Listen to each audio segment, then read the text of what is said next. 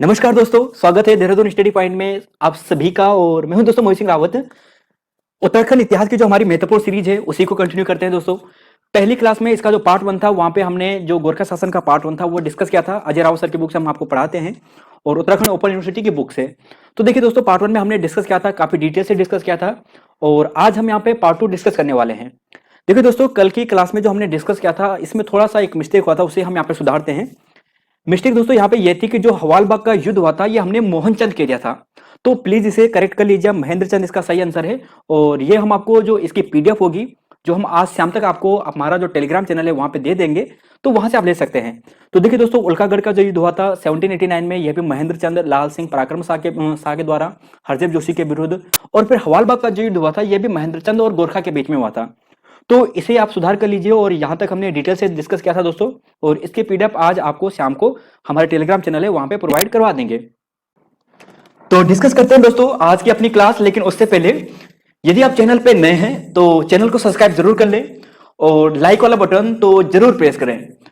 तो सबसे पहले तो बेसिक प्रश्न दोस्तों यहाँ पे यह बनता है कि जैसे कि हम जब आंग्ल नेपाल युद्ध की बात कर रहे हैं, तो आंग्ल नेपाल युद्ध के समय भारत में जो बंगाल का गवर्नर जनरल था वह कौन था। और इसके अलावा बात करें कि नेपाल का नरेश कौन था। बेसिक प्रश्न सबसे पहले यही बनेगा। तो देखिए, बंगाल के गवर्नर जनरल की बात करें तो उस समय था लॉर्ड हेस्टिंग, जिसे लॉर्ड मोइरा भी कहते थे। और नेपाल नरेश जो था उसका नाम था विक्रम शाह। तो नेपाल नरेश विक्रम शाह हो गए। और बंगाल का गवर्नर जनरल जो हो गया उसका नाम है लॉर्ड हेस्टिंग। ठीक है, यह इसे बोलते हैं लॉर्ड मोइरा। अब इस युद्ध का जो तात्कालिक कारण था दोस्तों वह था बुटबल प्रांत। बुटबल और शिवराज जो क्षेत्र है, जो स्थान है, आपको यहां पे मिलेगा। उस समय की बात करें तो यह गोरखपुर प्रांत के अंतर्गत था, लेकिन वर्तमान की बात करें तो ये नेपाल के अंतर्गत है। आपको यहां पे ये क्षेत्र मिलेगा, यहां पे गोरखपुर से ऊपर थोड़ा, यहां पे इस स्थान पर आपको ये बुटबल और शिवराज वाले क्षेत्र दिखेंगे। अब दोस्तों यहाँ पे कारण ये हुआ था कि जैसे बुटबल वाला जो यहाँ पे जो क्षेत्र था, इसका राजा कौन था? यह था, इसका नाम था पृथ्वी नारायण। इसका राजा पृथ्वी नारायण था। लेकिन पृथ्वी नारायण को किसने हराया था? लखनऊ के नवाब ने। तो जो बुटबल और शिवराज वाला जो क्षेत्र था वो सामान्यतः लखनऊ और नवाब के अंतर्गत था। लेकिन कुछ समय बाद क्या हुआ कि लखनऊ नवाब को किसने हरा दिया? अंग्रेजों ने हरा दिया। तो स्वाभाविक सी बात है, जब अंग्रेजों ने लखनऊ के नवाब को हरा दिया तो जो ये बुटवल वाला जो क्षेत्र है जो लखनऊ के नवाब के अंतर्गत आता था वह भी किसके अंतर्गत आ जाएगा? अंग्रेजों के अंतर्गत आ जाएगा। लेकिन दोस्तों यहां पे यह हुआ कि गोरखाओं ने जो बुटवल वाला क्षेत्र था, इसके जो राजा है पृथ्वी नारायण, इसको बंदी बना दिया और यह क्षेत्र अपने में मिला दिया। तो इसी को छुड़ाने के लिए, यानी इसी क्षेत्र को छुड़ाने के लिए अंग्रेजों और नेपाल के बीच में आंग्ल नेपाल युद्ध का कारण बना। सबसे पहला और सबसे जो तात्कालिक कारण था वो यही था। तो तात्कालिक कारण बुटबल और शिवराज क्षेत्र जो वर्तमान नेपाल पर है, पर गोरखा का कब्जा। अब देखिए दोस्तों, जब यहाँ पे ये कब्जा हो गया तो गोरखा राजा द्वारा बुटबल नरेश को बंदी बनाकर, यानी जो गोरखा राजा थे उन्होंने बुटबल नरेश को बंदी बनाया और इस क्षेत्र को अपने अधीन कर लिया, जिसके कारण लॉर्ड हेस्टिंग ने युद्ध की घोषणा कर दी और युद्ध की तैयारी शुरू करने लग गया। तो यह था तात्कालिक कारण आंग्ल और नेपाल युद्ध का। अब आंग्ल नेपाल युद्ध की तैयारी शुरू हो जाती है। तो हेस्टिंग क्या करता है कि 4 सेनापति को नियुक्त करता है। देखिए दोस्तों, यहाँ पे आप देख सकते हैं कुछ प्रमुख स्थान हमने बनाए हैं। जैसे ये वाला क्षेत्र नेपाल, बिहार, गोरखपुर यानी उत्तर प्रदेश, खलंगा देहरादून वाला जिसे कलुंगा भी कहते हैं, और सिरमौर यानी यहाँ पे हिमाचल प्रदेश वाला। और 4 अंग्रेज सेनापति कौन नियुक्त किए? एक है major Wood, major Male, major Gillespie और मेजर आख्तर लोनी। तो ये 4 प्रमुख सेनापति लॉर्ड हेस्टिंग द्वारा क्या किए? नियुक्त किए गए। अब इन्हें कार्य सौंपा गया। क्या कार्य सौंपा गया? सबसे पहले दोस्तों यहाँ पे देखिए, ये जो है मेजर माले, इसे बोला गया कि ये बिहार के रास्ते कहां जाएगा? काठमांडू जाएगा और वहां पर क्या करेगा? आक्रमण करेगा। लेकिन ये क्या हुआ? बुरी तरीके से फेल हुआ। यानी जो यहाँ पे जो मेजर माले था ये बुरी तरीके से फेल हुआ और हार गया। ठीक है, अब इसके बाद जो यहाँ पे दूसरा स्थान है वह है मेजरवुड का। मेजरवुड गया गोरखपुर में। गोरखपुर में जो कब्जा कर रखा था, बुटवल वाला जो क्षेत्र वगैरह कब्जा कर रखा था। तो यहाँ पे क्या हुआ कि जब मेजरवुड गया तो इसके बाद दोस्तों यहाँ पे जो गोरखा सेनापति था गोरखपुर के आसपास, जो बुटवल वाला प्रांत के आसपास, इसका नाम था परशुराम थापा। और इस युद्ध में भी जो मेजर वुड था इसकी हार हो जाती है। क्या होती है? जो मेजर वुड है इसकी हार हो जाती है। गोरखा सेनापति कौन था? परशुराम थापा। ये चालाकी से यहाँ पे काम करते हैं और मेजर वुड को यहाँ पे हरा देते हैं। फिर इसके बाद यहाँ पे जो कर्नल ब्रेडशॉ है उसके नेतृत्व में दोबारा भेजा जाता है। और फिर यहाँ पे जो परशुराम थापा जो यहाँ पे सेनापति है गोरखा का, उसकी हत्या कर देते हैं और यहां पर अपना कब्जा कर लेते हैं। ठीक है दोस्तों, 2 पॉइंट हो गए। अब यहां पे तीसरा पॉइंट है मेजर जिलेप्सी। देखिए दोस्तों, मेजर जिलेप्सी की बात करें तो ये कहां जाएगा, खलंगा में जाएगा, यानी जो देहरादून वाला क्षेत्र है। क्योंकि उत्तराखंड से संबंधित है, देहरादून से संबंधित है, तो हमारे लिए बहुत इंपॉर्टेंट है। और देखिए इंपॉर्टेंट क्या बातें हैं। सबसे पहले 19 अक्टूबर 1814 को जिलेप्सी सहारनपुर से देहरादून क्यों निकला। यूपीएससी अगर टफ प्रश्न पूछेगा तो एग्जैक्ट डेट भी आपको पूछेगा। 19 अक्टूबर 1814 को जिलेप्सी सहारनपुर से देहरादून क्यों निकला। फिर इसने खलंगा, जिसे हम कलुंगा कहते हैं, नाला पानी गढ़ वाला भी वहां पे आस में ही है, तो यहां पे बलभद्र शाह से इसने कई दिनों तक युद्ध किया। यहां पे जो सेनापति था, गोरखा वाला जो सेनापति था, उसका नाम क्या था, बलभद्र शाह था। काफी महान ये प्रतापी जो सेनापति हुआ ये बलभद्र शाह, और इसने अंग्रेजों का जो जेलप्सी वगैरह है इन्हें बुरी तरीके से पराजित भी कर लिया था। लेकिन क्या थे, ये संख्या में बहुत कम थे, और जो अंग्रेज थे उनके पास तोप वगैरह और अन्य और भी एडवांटेज थे। जैसे कि जो गढ़वाल के जो सैनिक थे वो भी यहाँ पे आ गए थे, क्योंकि गोरखाओं ने तो कब्जा कर रखा था ना, तो अपने आप ही हो जाता है कि जब कब्जा कर रखा है तो यहाँ के जो लोकल लोग हैं वह भी उनसे परेशान होंगे, तो वह भी साथ देंगे। फिर अफगानी भी यहाँ पे साथ दे रहे थे, तो यहाँ पे भी ऐसा हुआ। जो यहाँ पे गोरखा थे उनके विरोध में बहुत सारे क्या आगे एकजुट हो गए थे। फिर यहाँ पे इंपॉर्टेंट डेट यह है दोस्तों कि 31 अक्टूबर 1814 को, ध्यान रखना दोस्तों, इस तिथि को विशेष ध्यान रखना। 31 अक्टूबर 1814 को जिलेप्सी इस युद्ध में मारा गया। कब मारा गया, 31 अक्टूबर को। तो 31 अक्टूबर को 1814 में जिलेप्सी इस युद्ध में मारा गया, और फिर कुछ समय बाद बलभद्र शाह भी इस युद्ध में क्या हुआ, मृत्यु को प्राप्त हुआ था। अब देखिए दोस्तों, जब बलभद्र शाह भी मृत्यु को प्राप्त हो गया तो यह क्षेत्र भी अंग्रेजों के अधीन आ गया। तो गढ़वाल क्षेत्र पर यहां पर अंग्रेजों का राज हो गया, और इधर की बात करें गोरख में भी यहां पर अंग्रेजों का राज हो गया। काठमांडू में तो माली बुरी तरीके से पराजित हो गया था। अब बचा एक सैनिक जिसका नाम क्या है, मेजर आफ्टर लोनी। ये भी इन सभी जितने सैनिक थे, इन सैनिकों में से सबसे अच्छा था, मतलब सबसे महान था, मतलब पावरफुल ये था। तो मेजर आफ्टर लोनी को अब भेजा गया है। मेजर आफ्टर लोनी कहां जाते हैं, हिमाचल प्रदेश वाले क्षेत्र में जाते हैं, सिरमौर वाले क्षेत्र में जाते हैं, और यहां पे किसके साथ युद्ध करते हैं, यह करते हैं किसके खिलाफ, अमर सिंह थापा के खिलाफ। यह भी एक महान सेनापति था गोरखा का। तो देखिए दोस्तों, बलभद्र शाह यह भी महान था। अमर सिंह थापा की बात करें, यह भी काफी महान था, मतलब बहुत पावरफुल थे ये। तो देखिए यहां पर यही होता है कि आफ्टर लोनी के नेतृत्व में सिरमौर के क्षेत्र को ये युद्ध करता है, अमर सिंह थापा के विरुद्ध होता है। और इसमें मालोन और कहीं कहीं पर दोस्तों आपको कुछ और नाम भी दिखे, जैसे आपको नाम दिख सकता है यहाँ पे मालवा भी दिख सकता है, या फिर मालोन भी दिख सकता है। तो यहाँ पे मालोन का जो गढ़ था, जहां पे अमर सिंह थापा रहता था, तो इस युद्ध में अमर सिंह थापा ने फाइनली बहुत समय बाद क्या कर दी, अपनी क्या जो हार थी वह स्वीकार कर ली। क्योंकि अंग्रेज काफी पावरफुल हो गए थे, उनके पास और भी एडवांटेज थे, तोप वगैरह थी, और सैनिक में भी ये क्षमता में बहुत कम थे जो गोरखा सैनिक थे। तो इस कारण उन्होंने अपनी हार स्वीकार कर ली, और यह जो हार स्वीकार करी यह की थी 15 मई 1815 को। कब की थी, 15 मई 1815 को। तो यहां पर अब सभी की हार हो गई, लेकिन एक चीज बच गया दोस्तों। देखो, सिरमौर वाला क्षेत्र भी अंग्रेजों के अधीन आ गया, देहरादून वाला जो गढ़वाल वाला जो क्षेत्र है यह भी अंग्रेजों के अधीन आ गया। लेकिन अभी एक क्षेत्र बचा है, ये वाला जो हमारा यहाँ पर जो कुमाऊं वाला क्षेत्र है, यहां पर बचा है। यहां पर अभी भी गोरखा सैनिक है और बड़ी मात्रा में है। अभी इसकी बात करें, जैसे गोरखा सैनिक की बात करते हैं, तो गोरखा सेना का जो सबसे बड़ा स्थान था, जहां पे सर्वाधिक सेना रहती थी, या उनका प्रमुख गढ़ था, वह था लाल मंडी का किला, जो अल्मोड़ा में आपको दिखता है। और इसके जो प्रमुख सेनापति थे उस समय, उनका नाम था बमशाह। क्या नाम था, बमशाह। अब चलते हम कुमाऊं अंग्रेज गोरखा युद्ध में, है ना। तो लाल मंडी किला हो गया, और यहां पे जो सेनापति था, प्रमुख था, उसका नाम क्या था, बमशाह। अब देखिए दोस्तों, यहां पे कुछ महत्वपूर्ण बात करते हैं। यह स्थान है काशीपुर। आप लोकेशन समझ चुके होंगे क्योंकि आप उत्तराखंड से संबंधित है, और उत्तराखंड के मैप को आप आसानी से समझते होंगे कि कौन सा स्थान कहां पर है। अब देखिए, यह स्थान है काशीपुर। काशीपुर स्थान में कर्नल गार्डन, ई गार्डनर, और इसके अलावा निकलसन, और यहां पे एक और नाम आता है, आपको ध्यान रखना है, हियरसी। ये क्या करते हैं, एक रणनीति बनाते हैं कि अब क्या करना है कि देखो, गढ़वाल क्षेत्र हमने जीत लिया है, अब कुमाऊं से भी हम क्या करेंगे, गोरखा को हटाएंगे। तो यहां पे एक रणनीति बनाई जाती है। अब यहां पे जैसे सबसे पहले ये है हियरसी।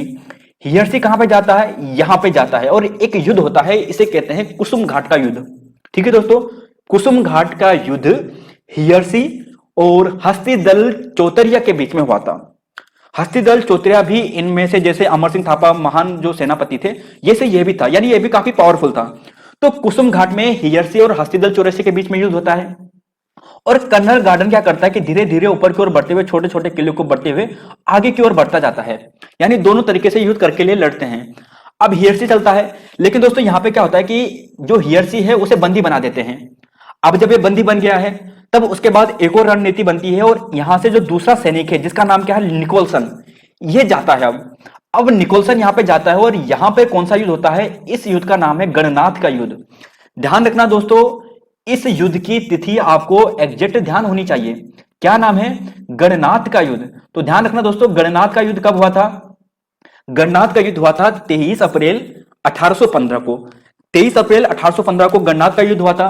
क्या परिणाम हुआ, परिणाम देखिए दोस्तों, निकोलसन और हस्तिदल चौथरे के बीच में हुआ था, क्योंकि हस्तिदल चौथरा काफी पावरफुल था और पहले भी इसने जो इसका पहला वाला सेनापति था हियर्सी, उसे हरा दिया था।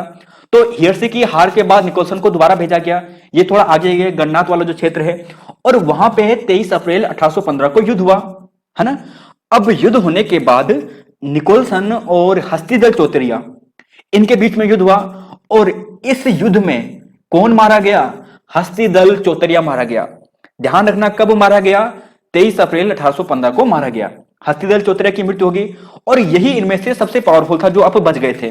अब जैसे ही हस्तिदल चौतरिया की मृत्यु हो जाती है और यहाँ के जो सैनिक होते हैं, गोरखा सैनिक होती हैं, उनमें भगदड़ मच जाती है, क्योंकि सबसे बड़ी जो यहाँ पे दीवार थी गोरखा सैनिक की, वो यही थी हस्तिदल चौतरिया।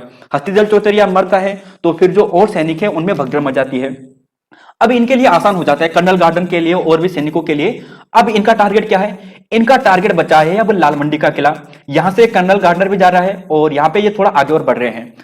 अब देखिए दोस्तों, यहाँ पे लाल मंडी किले से पहले यहाँ पे एक फेमस एक और उनका सेनापति है जिसका नाम है चामू भंडारी। ठीक है, चामू भंडारी थोड़ा इन्हें प्रतिरोध देता है, यानी थोड़ा बहुत यहाँ पे क्या कहता है, रेजिस्टेंस देता है। तो चामू भंडारी के बीच में और निकलसन के बीच में एक युद्ध और होता है। ठीक है, अब जब युद्ध होता है ये लाल मंडी के आसपास ही है, तो यह जो युद्ध होगा ये होगा 25 अप्रैल 1815 में। कब होता है, 25 अप्रैल 1815 में। और इस युद्ध को लाल मंडी का युद्ध कहते हैं। क्या कहते हैं इस युद्ध को, लाल मंडी का युद्ध। कब हुआ था, 25 अप्रैल 1815 को हुआ था। अब गोरखा हार जाता है, चामू भंडारी यहां पे हार जाता है। तो यहां पे जब हार जाता है तो इसके हारने के बाद 27 अप्रैल 1815 को गार्डनर के साथ यहां पे बमसा के मध्य क्या होती है, एक संधि होती है। तो ध्यान रखना यहां पे क्या हो जाती है, संधि हो जाती है। तो बमसा के मध्य और गार्डनर के मध्य यहां पे संधि हो जाती है। कब, 27 अप्रैल 1815 को। तो संधिया को ध्यान रखना है दोस्तों, प्रश्न यहां से संधि से बनेंगे कि कौन सी संधि कब हुई। देखिए गणनाथ का युद्ध कब हुआ, 23 अप्रैल 1815 को। काफी इंपॉर्टेंट है, इस फैक्ट को ध्यान रखना। कुसुम घाट के युद्ध में कौन हारा था, तो यहाँ पे हियर्सी हारा था। कौन लड़ा था, हस्तिदल चौतरिया लड़ा था। गणनाथ के युद्ध में किसकी मृत्यु हुई थी, हस्तिदल चौतरिया की मृत्यु हुई थी। फिर लाल मंडी का युद्ध 25 अप्रैल 1815 को, और फिर इसका परिणाम क्या हुआ, ये हार गए। तो फिर संधि हुई गार्डनर के बीच में और बमशाह के बीच में। अब यहाँ पे संधियों का सिलसिला शुरू हो जाता है, और जब यहाँ पे इनकी हार शुरू हो जाती है, गोरखा सैनिक काफी हार जाते हैं, अंग्रेज सैनिक भी काफी परेशान हो जाते हैं, क्योंकि अंग्रेजों को जान माल की बहुत हानि होती है, गोरखा सैनिक बहुत ज्यादा रेजिस्टेंस देते हैं। तो जब हार हो जाती है तो फाइनली एक संधि होती है। अब देखिए दोस्तों, इस संधि को कहते हैं संगोली की संधि। संगोली एक धनई गांव मिलेगा आपको बिहार में, वहां पे संधि होती है और बहुत इंपॉर्टेंट संधि है। देखिए दोस्तों, इस संधि की बात करें तो यह संधि होती है 2 दिसंबर 1815 को। कर्नल ब्रेडशाह और गजराज मिश्र, जो यहाँ पे जो राजा थे रण बहादुर शाह, उनके थे गुरु थे, उनके बीच में संधि होती है 2 दिसंबर 1815 को। लेकिन यहाँ के जो नेपाल के जो थापा वर्ग के जो व्यक्ति होते हैं, जो सेनापति वगैरह होते हैं, जो राजा वगैरह होते हैं, ये स्वीकार नहीं करते हैं। 2 दिसंबर को तो हो जाती है, हस्ताक्षर हो जाते हैं 2 दिसंबर 1815 को, लेकिन ये स्वीकार नहीं करते। स्वीकार कब करते हैं, 4 मार्च 1816 को। जब स्वीकार नहीं करते, फिर अंग्रेज दोबारा आक्रमण करने की सोचते हैं, कर भी देते हैं। तब फिर फाइनली क्या करते हैं कि 4 मार्च 1816 को यह संधि को स्वीकार कर लिया जाता है। तो प्रश्न बनता है कि संगोली की संधि कब हुई, 4 मार्च 1816 इसका राइट आंसर होगा। संगोली की संधि में हस्ताक्षर कब हुए थे, 2 दिसंबर 1815 को हुए थे। किसके मध्य हुए थे, कर्नल ब्रेडशाह और गजराज जो मिश्र है उनके मध्य हुए थे।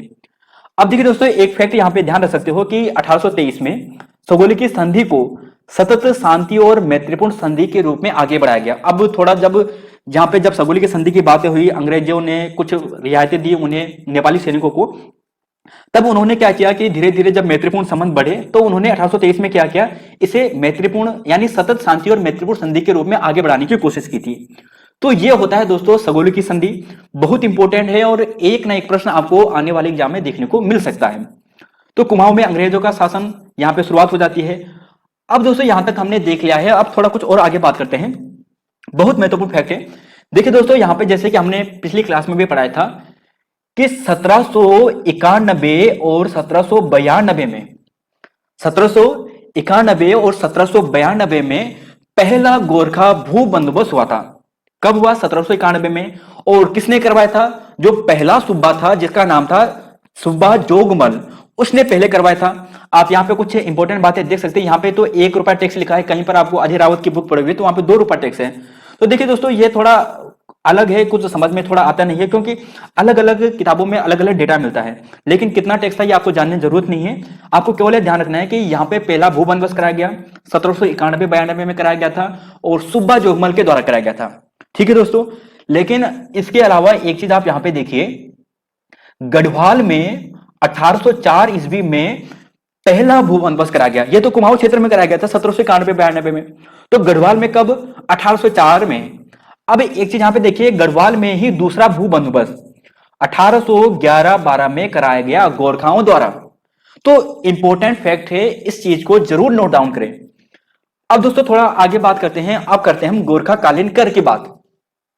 देखिए गोरखा कालीन कर की अगर हम बात करते हैं तो कुछ महत्वपूर्ण कर हैं और उन्हें जानना हमारे लिए बहुत जरूरी है। सबसे पहले है, और प्रश्न यहीं से महत्वपूर्ण बनते हैं, पुंगाड़ी कर। देखिए गोरखाओं द्वारा पुंगाड़ी कर लगाया गया था। और पुंगाड़ी जैसे कि अगर आप कुमाऊं क्षेत्र में होंगे, गढ़वाल क्षेत्र में होंगे तो खेत को, जमीन को पुंगुड़ शब्द भी कहते हैं। हमारे गढ़वाल क्षेत्र में तो कहते हैं, शायद कुमाऊं में भी कहते होंगे। तो पुंगुड़ शब्द पुंगाड़ी से बन सकता है, यानी भूमि कर से संबंधित होता है।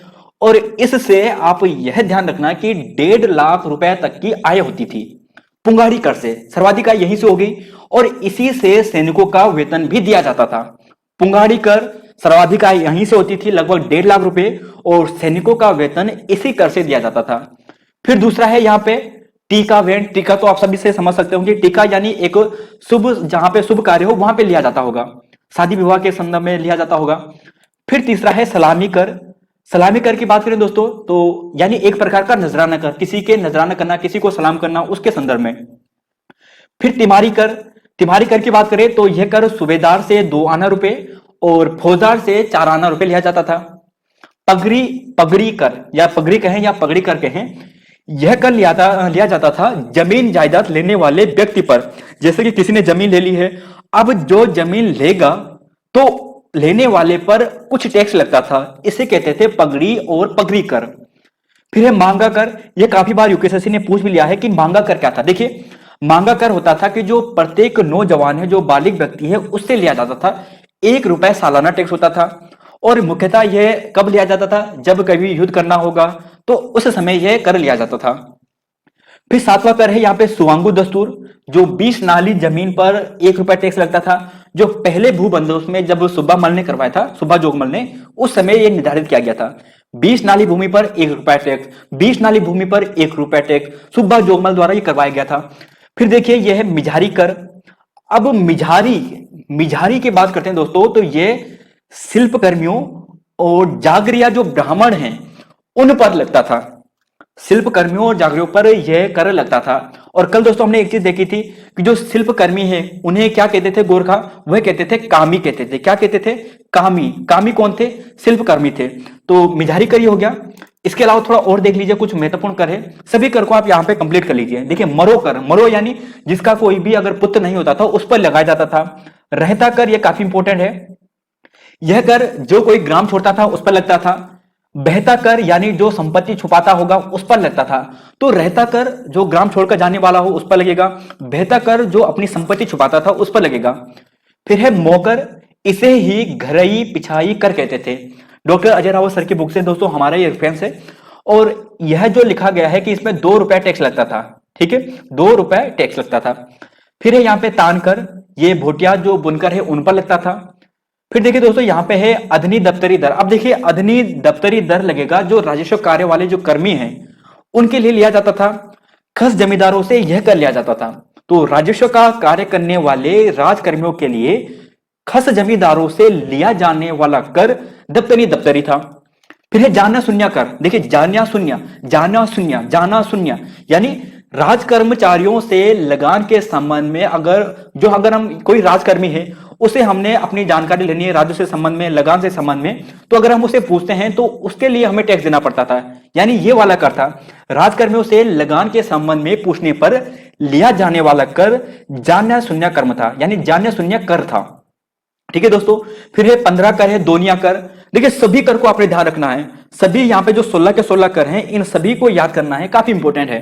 दोनिया कर पशुचारकों से लिया जाता था। कुसही कर यह ब्राह्मणों पर लगने वाला कर था।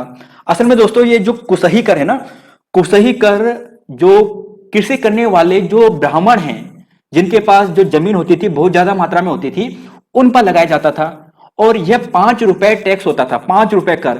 लेकिन सभी पर नहीं लगता था। जो ब्राह्मण क्या करता था कि अगर जो कोई ब्राह्मण व्यक्ति है और वो क्या करेगा कि जो गोरखा शरीक है उनकी बात नहीं मानता है तो उन पर लगता था ये कर, कुसही कर। अब इसके अलावा एक लास्ट यहाँ पे देख लीजिए दोस्तों, कुछ और क्या पता इत्तेफाक से पूछ लिया जाए। वक्षात यानी एक बख्शिश कर होता था। इसके अलावा भी कल्याण धन, घररू, खुन्ना, अड़ी यह भी कर थे। तो प्रश्न बन सकते हैं कि अड़ी क्या था गोरखाकालीन में, यह कर था जी। खुना क्या था, यह भी एक कर था। घररू क्या था, यह भी एक कर था। तो यह कर हैं दोस्तों गोरखाकालीन जो आपको एग्जाम में पूछे जा सकते हैं। अब इसके अलावा दोस्तों यहां पे देखते हैं गोरखाकालीन न्याय प्रणाली की बात करते हैं। देखिए न्याय प्रणाली की बात करते हैं तो सबसे पहले यह आता कि न्याय करने वाला कौन था। तो वैसे तो सैनिक प्रशासन था। सैनिक में जो मुठा होगा जो कहेगा वही कहेगा। लेकिन न्याय करने के लिए एक विशेष व्यक्ति की नियुक्ति की जाती थी जिसे क्या कहते थे, विचारी कह सकते हैं या फिर न्यायाधीश कह सकते हैं। और इसमें क्या होता है दोस्तों, सबसे पहले है गोलादीप। गोलादीप में क्या होगा कि गर्म लोहे की कोई रोड होगी या फिर गोला होगा कोई और उसे पकड़कर कुछ दूरी तक चलना था। ये इनकी न्याय प्रणाली होती थी, बहुत बेकार किस्म की होती थी। दूसरा देखिए यहाँ पे कढ़ाई दीप। कढ़ाई दीप में क्या होगा कि गरम गरम कढ़ाई में जहां पे तेल डाला गया जो उबल रहा है और उसमें हाथ डालना है। जो हाथ जल गया तो इसका मतलब क्या हो गया कि दोषी है और नहीं जला तो निर्दोष है। अरे भाई अगर कोई हाथ डालेगा तो हाथ जलेगा ही जलेगा। तो ये इनका दूसरा क्या था, न्याय प्रणाली थी, कढ़ाई दीप। फिर तीसरा देखिए तराजू दीप। अब तराजू दीप में क्या होता था कि इस दिव्य के जरिए जो दोषी व्यक्ति है उसे तराजू में तोला जाता था पत्थरों के माध्यम से। पत्थरों के माध्यम से तोल दिया। अब जब तोला तो इन पत्थरों को एक सुरक्षित जगह में भी रख लिया जाता था, छुपा दिया जाता था और फिर अगली सुबह दोबारा से इन्हें तोला जाता था उन्हीं पत्थरों से। अब वह पत्थर से अगर वजन ज्यादा हो गया तो इसका मतलब वह क्या हो गया, वह निर्दोष है। और अगर उसी से कम हो गया यानी वजन उसका कम हो गया पहले पत्थरों या उसी के बराबर हो गया तो वह दोषी है। तो उसे क्या करना पड़ेगा, ज्यादा से ज्यादा खाना खाना पड़ेगा उस दिन, तो उस दिन से बच जाएगा। तो तराजू दीप यानी ये था। इसके अलावा यहां पे देखिए यह है तीर दीप। अब तीर दीप में क्या होगा कि जिस पर यह मुकदमा लड़ा गया है यानी जिस पर तीर दीप की बात करें यानी अभियुक्त जो भी है उसे पानी के तालाब में तब तक डुबोना पड़ता था जब तक कि दूसरा व्यक्ति पहले तो बाण छोड़ेगा और उस बाण के पास जाकर फिर वापस ना आ जाए तब तक।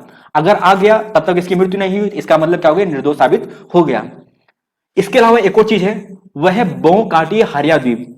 देखिए बौ काटी का मतलब देखो, बौ मतलब होता है तैरना, है ना। तो अभियुक्तों को पानी के कुंडों में डुबाया जाता था जो तैरने में असमर्थ होते थे और जो अधिक देर तक जीवित रहता था वही निर्दोष साबित हो जाता था। बहुत बेकार किस्म की थी ये प्रणाली वगैरह इनकी। और इसके अलावा बात करें दोस्तों कि जैसे कालो हल्दी दीप हो गया और धात का दीप हो गया यानी घात का दीप हो गया, तो यह भी इनकी न्याय प्रणाली थी गोरखाकालीन। तो देखिए दोस्तों गोरखा काल में आज हमारा जो क्लासेस है वो यहीं तक है। आज दोस्तों जो हमारी जैसे देहरादून जो जिला सीरीज है वो नहीं ला पाए, कल भी नहीं ला पाए थे। कल हम आपको कंप्लीट कराने की कोशिश करेंगे तो वो नहीं ला पाए, लेकिन आने वाली क्लासेस में आपके लिए कल जरूर लाएंगे और कल ही हम आपके लिए जो गोरखा शासन है यह भी हम आपको कंप्लीट करा देंगे। तो धन्यवाद दोस्तों आप सभी का वीडियो देखने के लिए। चैनल पे नए हैं दोस्तों, जैसे कि शुरुआत में कहा था, तो सब्सक्राइब जरूर करें, लाइक जरूर करें, अपने दोस्तों के साथ जरूर शेयर कर हमारे चैनल को हमें जरूर सपोर्ट करें। तो धन्यवाद दोस्तों, मिलते हैं आपको नई वीडियो में। जय हिंद, जय उत्तराखंड, जय देवभूमि।